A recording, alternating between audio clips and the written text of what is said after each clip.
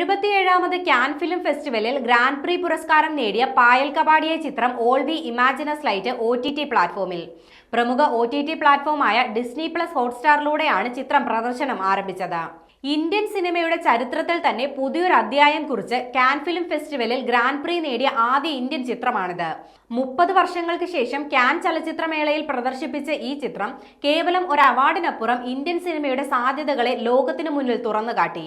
All we ഇമാജിനസ് light ഇറ്റലിയിലെ ചലച്ചിത്രോത്സവത്തിലും ശ്രദ്ധ നേടിയിരുന്നു. മുൻ അമേരിക്കൻ പ്രസിഡന്റ് ബറാക് ഒബാമയുടെ 2024 പ്രിയപ്പെട്ട ചലച്ചിത്രങ്ങളുടെ പട്ടികയിലും പായൽ കപാഡിയ ചിത്രം ഓൾ വി ഇമാജിനസ് ലൈറ്റ് ഇടം പിടിച്ചു.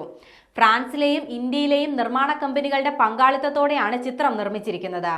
പായൽ കപാഡിയയുടെ ആദ്യ ഫീച്ചർ ഫിലിം കൂടിയായ ഓൾ വി ഇമാജിനസ് ലൈറ്റ് മുംബൈയിലെ 2 നഴ്സുമാരുടെ ജീവിതകഥയാണ് പറയുന്നത്.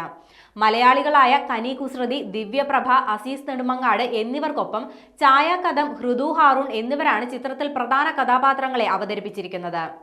ചിത്രത്തിലെ പകുതിയിലേറെ സംഭാഷണങ്ങളും മലയാളത്തിലാണ്. മുംബൈയിലും രത്നഗിരിയിലുമാണ് സിനിമ ചിത്രീകരിച്ചിരിക്കുന്നത്. സിനിമയുടെ തിരക്കഥാകൃത്തും പായൽ കപാഡിയ തന്നെയാണ്. റാണ ദഗുപതിയുടെ സ്പിരിറ്റ് മീഡിയയാണ് ചിത്രം ഇന്ത്യയിൽ വിതരണം ചെയ്തത്. ലോകമെമ്പാടും നിരൂപക പ്രശംസ നേടിയ all we ഇമാജിനസ് light Toronto international film festival, New York film festival, San Sebastian film festival തുടങ്ങിയ പ്രശസ്ത ചലച്ചിത്രോത്സവങ്ങളിലും പ്രദർശിപ്പിച്ചിട്ടുണ്ട്.